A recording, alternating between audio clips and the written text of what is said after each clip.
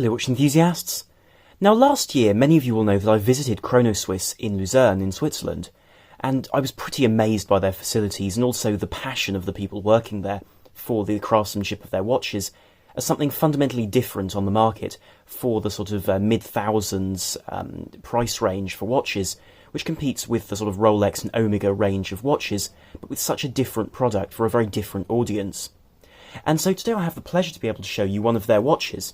And this is not just any of their watches, but one of the limited edition Regulators produced to commemorate their 35th anniversary, as they were founded in 1983, and so in 2018 they celebrated their 35th anniversary with a range of limited edition pieces, with each colourway limited to 35 pieces, creating a very interesting set of watches, and so it really is a pleasure to be able to bring one of these before you today. Now, this review is not paid for, and I would like to make this very clear at the start of the video, as I do indeed with my reviews, because I think it's important to maintain a certain credibility in that regard, and also to be able to assure you that I'm providing you with the best service, and that I'm not holding any information back if a video is endorsed or not. And so in the case of this video, I would like to make very clear the watch has been lent to me, really to be able to show in the video, and it's been a pleasure to be able to have this watch around and really take a look at it in close person over an extended period of time. Now that I've removed that green outer case to the box, which is also velvet lined, one finds this rather beautiful box on the inside. And it's this fantastic grain of wood. I don't know what type of wood it is, but it does resemble sort of Makassar ebony or something of that type, with this sort of longitudinal line through it in this rather beautiful but subdued colour. And then one has this metal plaque with the Chronoswiss logo embedded into the top of the case, which gives a beautiful addition to this general box, and reminds me in some ways of the more modern Omega cases, which also have a similar sort of form factor, and also in terms of their material have a wooden construction. But the build of this is really rather wonderful and would make a very safe place to be able to put the watch whilst wearing it, if you want to put it down at night, for instance. And so if you press these two latches, the top pops up and is then opened like so on these hinges, as you can see here. And then one sees, of course, the watch. And the watch comes mounted inside this removable internal section for display, and one sees this fantastic and very beautiful flying regulator over here. Of course, that does also come with documentation and so on, but really today, the part which is of interest is the watch itself.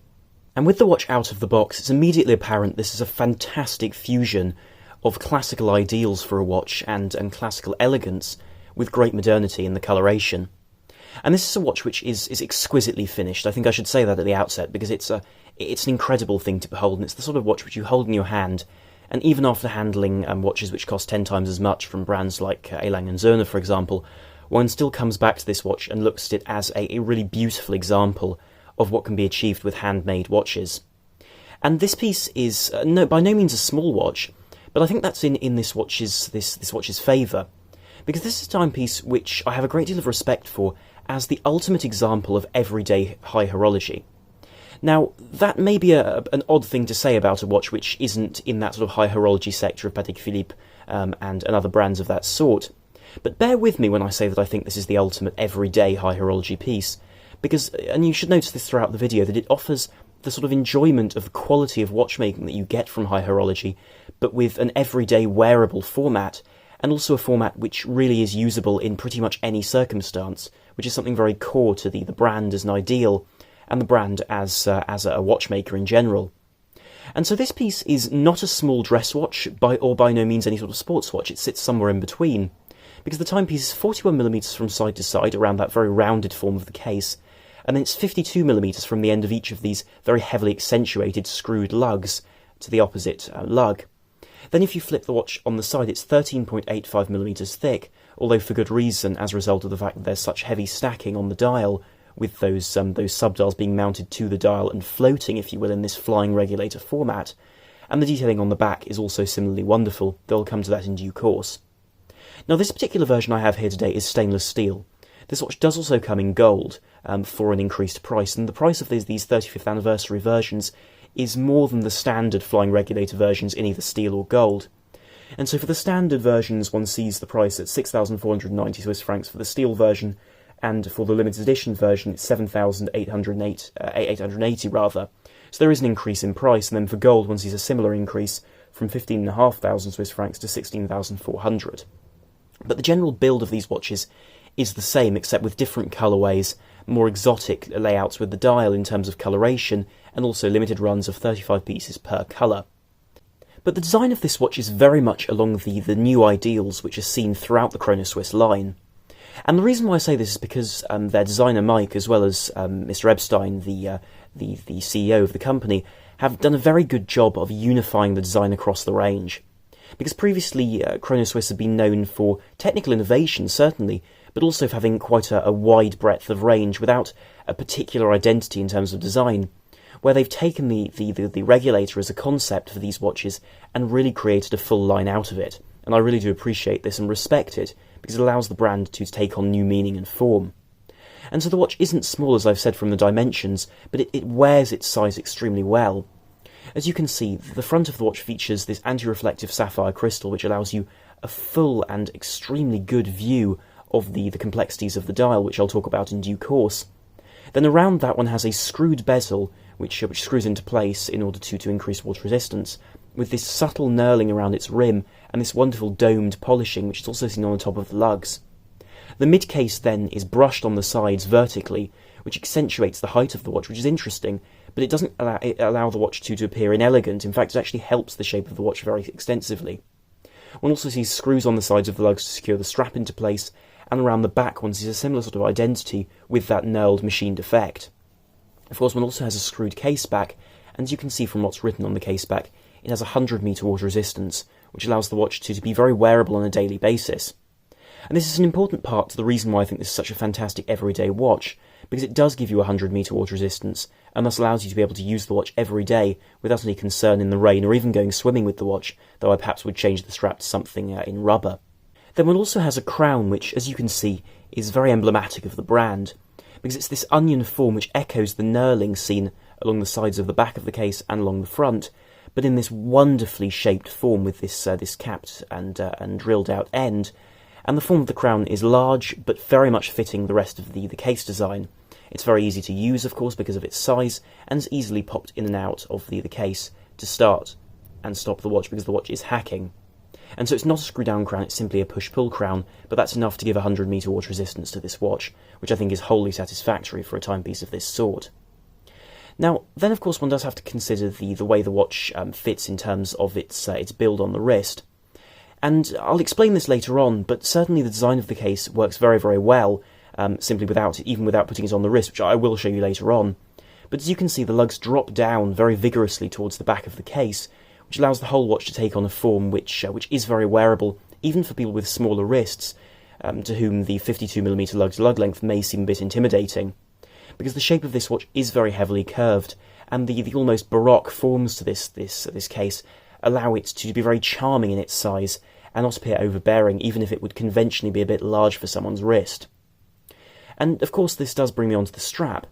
because the strap is this rather wonderful Louisiana alligator style of strap. It's a handmade strap as well, and is made extremely well with this matte surface, which echoes the general form of the design as being very classically inspired, but still having a slightly more modern aesthetic, and here, rather than being highly polished, it is this matte finish, which is a bit softer as well, which I appreciate.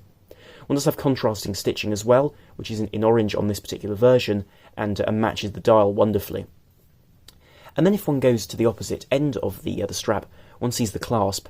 and it has this rather fantastic, in this case steel, deployant clasp. Now it's a little bit stiff, of course, because this is a brand new watch, but it fits in like so, and through a very well secured popping mechanism, it's able to be released like so into an elbow joint,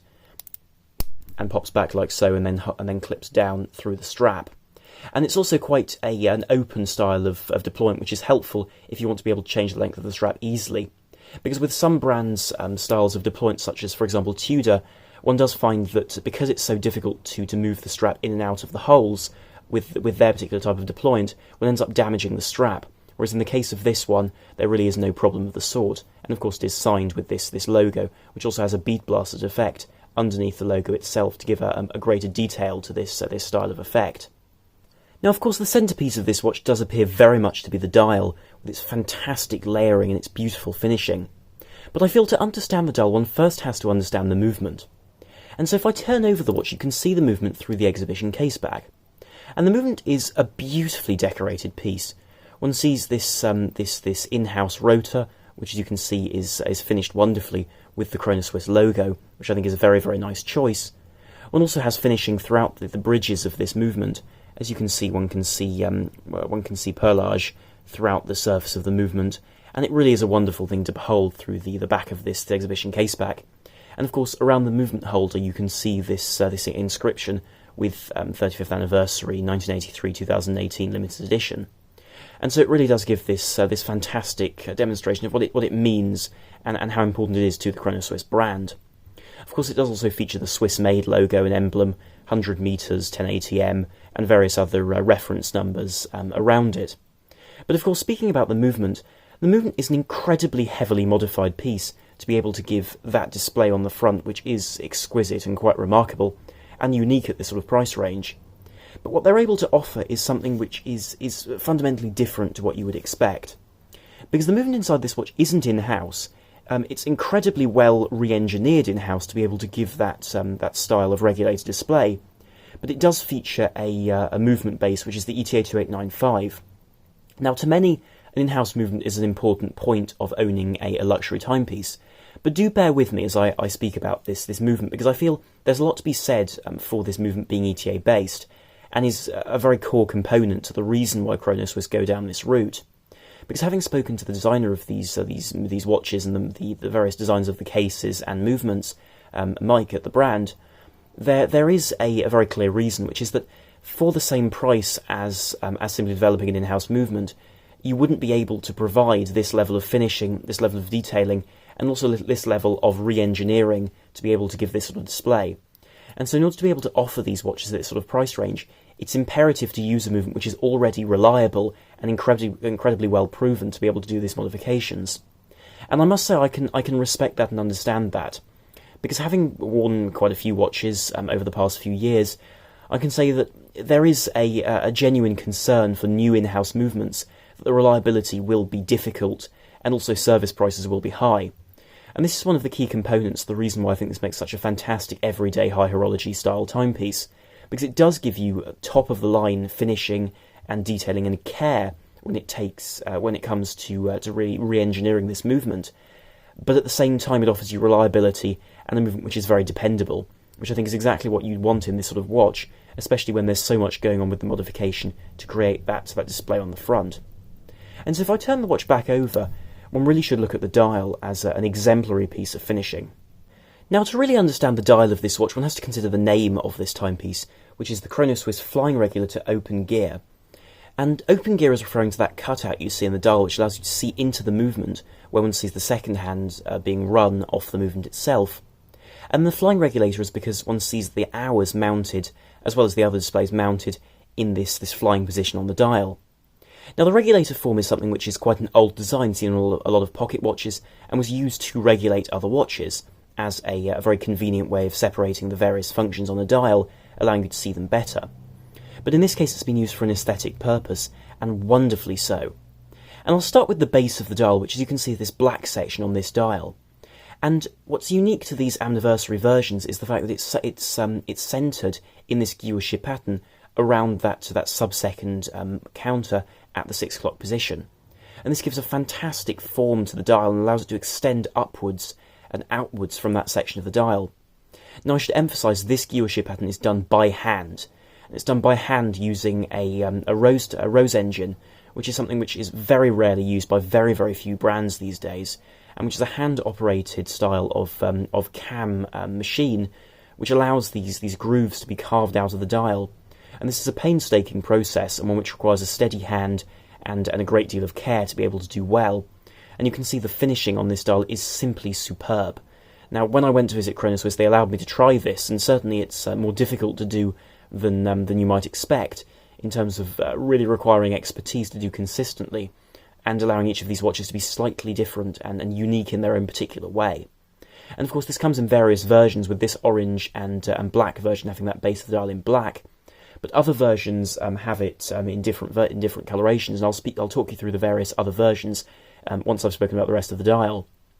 Now, the other main coloration to this dial is seen in the markings, and these are applied to the dial around the edge of the dial for the minutes. And these are fantastically well applied in this ring, which in this case comes out in this sort of bronze, copper, orange sort of coloration, which catches the light spectacularly and really allows you to have a fantastic view of this timepiece. It does have numerals running around there as well, in addition to these pips running around the edge of the dial. Then, of course, one has the Chronoswiss logo at 6 o'clock, which adds to the dial design but doesn't appear overbearing, which I do appreciate. And then, of course, one has the sub-dials, which are screwed onto the surface of the dial with these fine and beautifully polished screws. Of course, the main section of the dial, which I think the eye is drawn to, is that hour indicator at 12 o'clock, because of those screws which hold it in place on those three corners. And, of course, in the centre one sees the visible gearing, with the jewelling in the middle, for that hour hand to operate. Now, the hour hand is geared, as you can see from the centre of the dial where the hour hand would normally be, through that extra gear which is jewelled on the left and is screwed in with those three screws to the hour hand at the top.